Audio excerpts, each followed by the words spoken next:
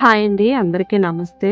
మనం రోజు పూజకు వాడే రాగి, ఇత్తడి సామాన్లు చేతులు నొప్పొట్టేలాగా బాగా రుద్ది క్లీన్ చేస్తూ ఉంటాం కదండీ! అలా అవసరం లేదు. ఇప్పుడు నేను చూపిస్తున్న ఈ వాటర్‌లో ముంచితే సరిపోతుంది. చాలా ఈజీగా క్లీన్ చేసేసుకోవచ్చు. మీరు స్కిప్ చేయకుండా లాస్ట్ వరకు చూడండి. వీడియో నచ్చితే మట్టికి లైక్ చేసి, షేర్ చేసి, సబ్స్క్రైబ్ చేసుకోండి. రాగి, ఇత్తడి సామానాలు క్లీన్ చేయడానికి ఇంట్లో ఉన్న ఇంగ్రీడియెంట్స్ తోటే చాలా తక్కువ ఐటెమ్స్ తోటే క్లీన్ చేసుకోవచ్చు.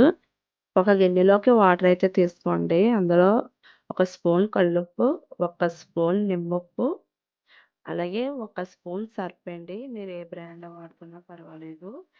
ఈ 3 బాగా కలుపుకొని నేను ఇంట్లో ఒక చెంబు అయితే ఉంది రాగి చెంబు. అది కొద్దిగా కలరు చేంజ్ అయిపోయింది.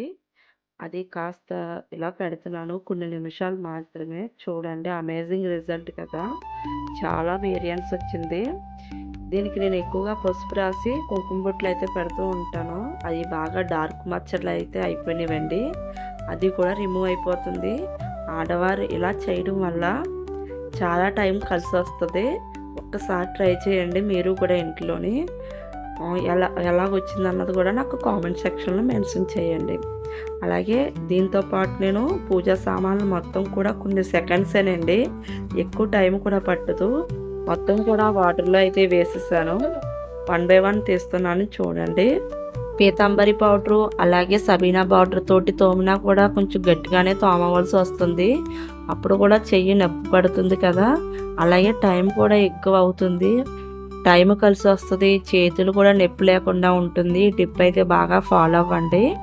అలాగే తోమిన తర్వాత చూడండి సామానులు ఎంత కొత్త ఆటిలాగా మెరుస్తున్నాయో.